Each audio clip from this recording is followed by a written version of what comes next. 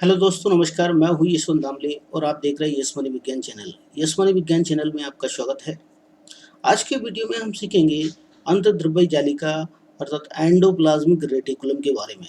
तो endoplasmic reticulum या अंतर्द्रव्य जालिका क्या है, चलिए इसमें लेते हैं एक छोटे से इंट्रो के साथ।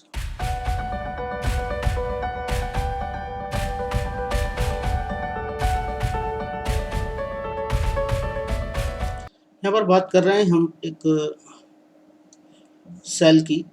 इस सेल में जो कि प्लांट सेल ली गई, प्लांट सेल में आपको जो स्ट्रक्चर यहाँ पर दिखाई दे रहा है, ये केंद्रक से कोशिका झिल्ली तक जुड़ा हुआ है संरचना।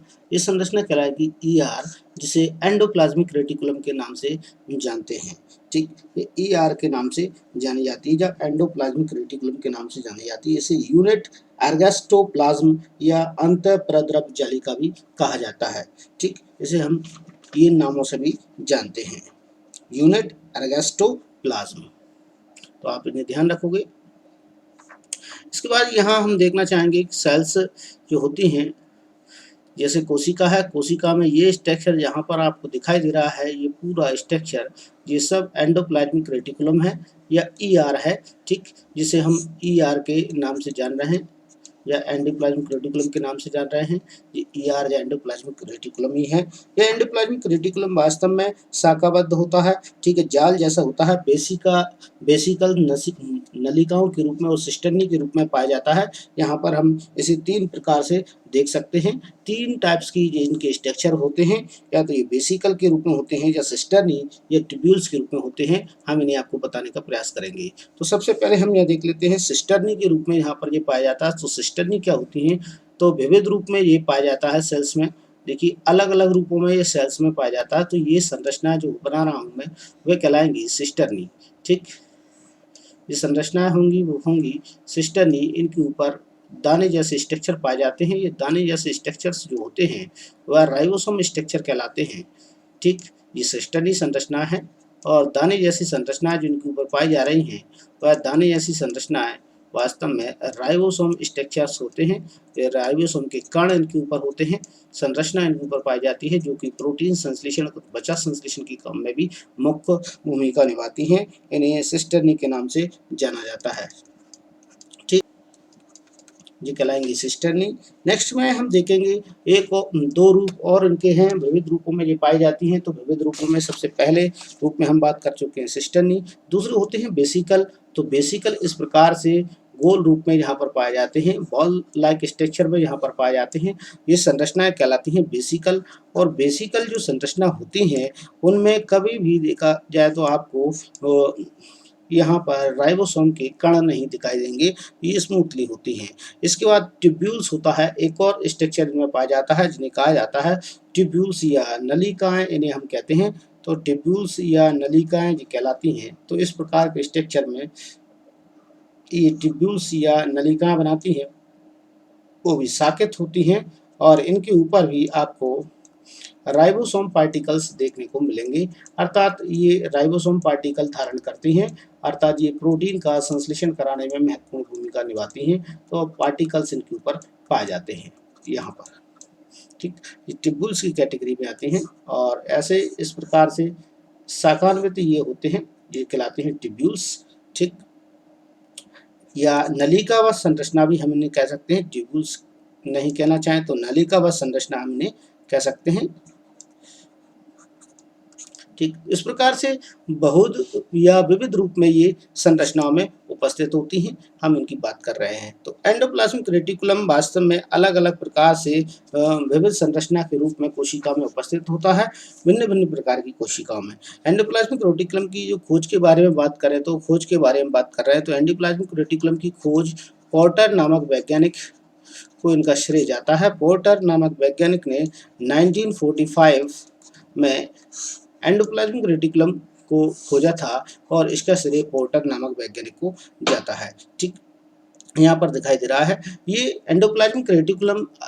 यदि हम देखें, मानना चाहें तो ये हमेशा या कभी कभार यहाँ पर आपको देखेंगे तो ये केंद्रक है, बीचों बीच में ये केंद्रक झिल्ली से कनेक्ट होते हैं, साथ साथ में कोशिका झिल्ली से भी कनेक्ट होते हैं।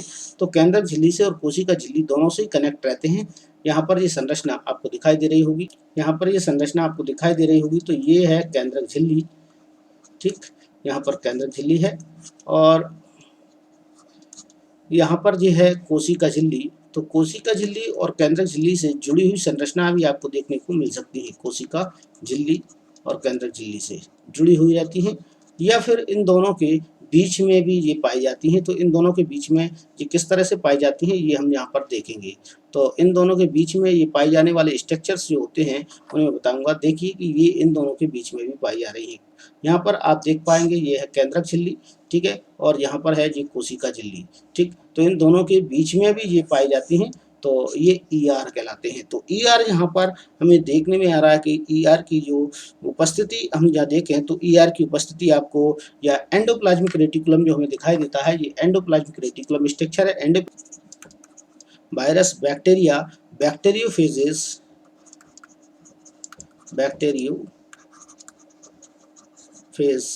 ठीक, और स्तनधारी की RBC कोशिकाओं, इरेथ्रोसाइट्स कोशिकाएं जो होती हैं, इन कोशिकाओं में ये एब्सेंट होता है, पूर्णतः ये नहीं पाया जाता है। इन कोशिकाओं में ये नहीं मिलेगा आपको, ठीक है। इन कोशिकाओं को छोड़कर सभी स्तनधारी कोशिकाओं में ये पाया जाता है। ठीक, यहाँ पर ये हम देख पा रहे हैं। इनकी सहायता से हम ये समझ पा रहे हैं, यहाँ पर आपको दाने लायक स्ट्रक्चर इनके ऊपर दिखाई दे रहे हैं। तो ये दाने लायक जो स्ट्रक्चर हैं, जो आपको इनके ऊपर ये पार्टिकल्स दिखाई दे रहे हैं, ये सब राइबोसोम स्ट्रक्चर हैं, ठीक है। और यहाँ पर देख पा रहे होंगे इसमें किसी प्रकार का कोई राइबोसोम स्ट्रक्चर नहीं पाया जा रहा है इस संरचना में। तो यहाँ पर हमें ER2 कैटेगरी में दिखाई देगा। ठीक, ER की कैटेगरी हो जाएगी 2, अर्थात ER2 टाइप्स का हो जाएगा। यहाँ पर हम देख पाएंगे ER होते हैं वो 2 प्रकार के होंगे। यहाँ पर हम लिखेंगे ER कितने प्रकार के होंगे, ER होंगे 2 प्रकार के। यहाँ पर हम लिख देते हैं।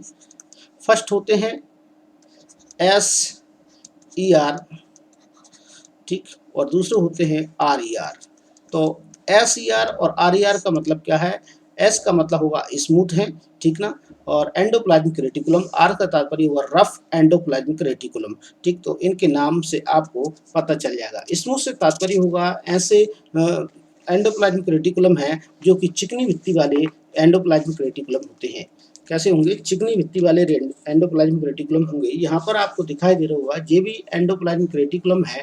तो इस एंडोप्लाज्मिक रेटिकुलम पर आपको कहीं भी दाने लायक स्ट्रक्चर नहीं दिखाई दे रहे हैं। यदि दाने लायक स्ट्रक्चर नहीं दिखाई दे रहे हैं तो ये कहलाएगा SER। SER से तात्पर्य होगा ये स्मूथ भित्ति वाला एंडोप्लाज्मिक रेटिकुलम होगा। नेक्स्ट में हम देख पाएंगे दाने लायक स्ट्रक्चर हमें इस भाग पर दिखाई दे रहा है। तो ये पूरा का पूरा ही रेड कलर का जो भाग है वो RER के नाम से जाना जाएगा।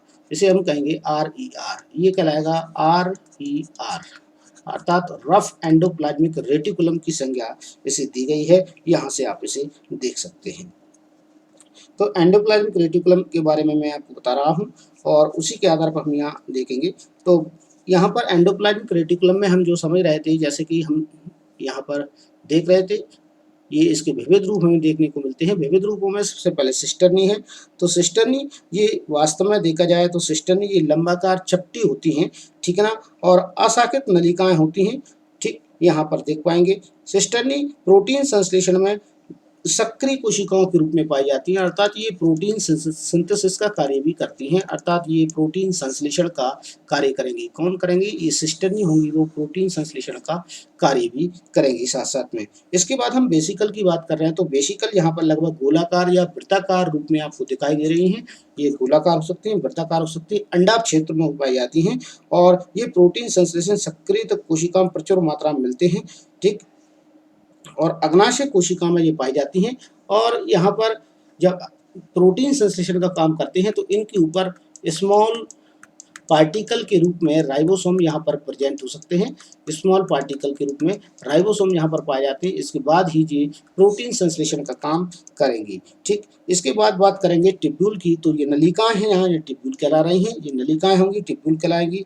ये छोटे समतल दीवार वाली होती हैं, आकृति में शाखित हो सकती हैं। स्थान इनका यहाँ पर दिखाई दे रहा है, शाखित स्थान इनका हो सकता है जो एस्टेरॉयड या कोलेस्ट्रॉल या ग्लिसरॉयड हार्मोन के संश्लेषण में व्यक्त कोशिकाओं में पाई जाती है। यहाँ पर वास्तव में स्टेरॉयड या ग्लिसरॉयड या हार्मोन का सीक्रेशन करना होती है, बनाना होती है, उन चीज़ों में ये पाई जाती है। ठीक है, तो यहाँ पर वास्तव में हार्मोन का निर्माण ज़्यादा हो, स्टेरॉयड का निर्माण ज़्यादा होता है या कोलेस्ट्रॉल का निर्माण ज़्यादा होता है, वहाँ पर इनकी संख्या ज़्यादा देखने को हमको मिलती है। अर्थात ये वास्तव में देखा जाए तो गिनी पिग स्पर्मेटेड कोशिकाओं में या पेशी कोशिकाओं में और अस्रावी कोशिकाओं में अनियमित रूप से पाई जाती हैं। इनके बारे में हमें ये जानकारी प्राप्त है। अब हम बात करेंगे एंडोप्लाज्मिक रेटिकुलम के अगले कार्यों के बारे में हमें बात कर लेते हैं। एंडोप्लाज्मिक रेटिकुलम के कार्यों के बारे में बात करने से पहले मैं इनके स्ट्रक्चर के बारे में एक बात आपको बता देता हूँ। यहाँ आप देख पाएंगे दोनों प्रकार के रेटिकुलम यहाँ पर आपको मिलेंगे। ये आपके रेटिकुलम कहलाएंगे, रफ रेटिकुलम है, RER कहलाएंगे, और ये है आपके SER। ठीक, इन्हें हम SER के नाम से जानते हैं। ये SER की कैटेगरी में आएंगे, ये आएंगे RER की कैटेगरी में। तो यहाँ दोनों प्रकार के रेटिकुलम जो होते हैं, इनकी जो झिल्लियाँ बनी होती हैं, वो मेम्ब्रेन होती हैं, वो वास्तव में दोहरी झिल्ली के बने होते हैं। कैसे होते हैं? डबल मेम्ब्रेन के बने होते हैं या दोहरी झिल्ली से बने होते हैं। इन्हें हम कह सकते हैं दोहरी झिल्ली से बनी हुई संरचना यहाँ पर ये पाई जाती हैं, दोहरी झिल्ली से। ठीक, प्रत्येक यूनिट मेम्ब्रेन लगभग 5 से 6, यहाँ पर बात करेंगे इनकी जो यूनिट मेम्ब्रेन होती है 5 से 6 मिली माइक्रोन तक मोटी हो सकती है। ठीक, मिली माइक्रोन तक इनकी संरचना जो होती है मोटी होती है संरचना, जो दूसरी यूनिट मेम्ब्रेन से लगभग एक यूनिट मेम्ब्रेन दूसरी, मतलब एक यूनिट मेम्ब्रेन होगी इनकी, वो दूसरी यूनिट मेम्ब्रेन, हम कहें कि एक यूनिट मेम्ब्रेन ये तो दूसरी ये, तो यदि इसका स्ट्रक्चर हम निकाल कर देखते हैं, एक मेम्ब्रेन ये है और दूसरी मेम्ब्रेन ये है झिल्ली की, तो इन दोनों यूनिट मेम्ब्रेन के बीच का जो गैप होता है, वो गैप होता है वो वास्तव में 75 से 100 अर्थात 75 से 100 मिली माइक्रोन चौड़ा होता है। ठीक है, इनके बीच में खाली स्थान होता है। यहाँ पर आपको बीच में इनके खाली स्थान दिखाई देगा, तो ये बीच वाला जो खाली स्थान होता है, ये बीच में इनके खाली स्थान होता है। ठीक, यहाँ पर आपको दिखाई दे रही ये झिल्लियाँ, जो भी झिल्लियाँ हैं इनकी या जो यूनिट मेम्ब्रेन होती हैं, ये यूनिट मेम्ब्रेन वास्तव में हमारी कोशिका झिल्ली के समान या यूनिट मेम्ब्रेन के समान ही होती हैं। ठीक, यहाँ पर हम ये कह सकते हैं। प्रोटीन संश्लेषण, यहाँ भी प्रोटीन संश्लेषण की मात्रा ज़्यादा होती है या प्रोटीन संश्लेषण ज़्यादा होती है, वहाँ पर ER की संख्या भी ज़्यादा होती है। वो भी कौन सी ER की? रफ ER की संख्या ज़्यादा होती है। यहाँ प्रोटीन संश्लेषण की मात्रा ज़्यादा होगी, वहाँ पर रफ ER की संख्या ज़्यादा होगी। अब हम कार्यों के बारे में बात करेंगे, तो कार्यों के बारे में मैं आपको बता देता हूँ कि कार्य इसके कौन कौन से कार्य इसके होंगे। चलिए हम कार्य के बारे में एक बार चर्चा कर लें। कार्य के बारे में सबसे पहले यदि हम देखना चाहें तो ये यांत्रिक सपोर्ट प्रदान करते हैं या मैकेनिकल सपोर्ट हम जिसे कहते हैं, वह ये प्रदान करते हैं।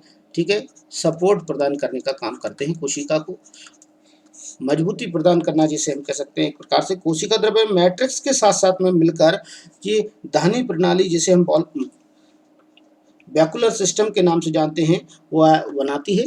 अर्थात इसे हम कह सकते हैं यांत्रिक सपोर्ट प्रदान करना। ठीक, दूसरे नंबर पर बात करेंगे हम पदार्थों का विनिमय ये करती हैं, तो पदार्थों का विनिमय इनके द्वारा होता है। ठीक, पदार्थों का विनिमय ये करती हैं, तो आपको इनके कार्य ध्यान रखना है।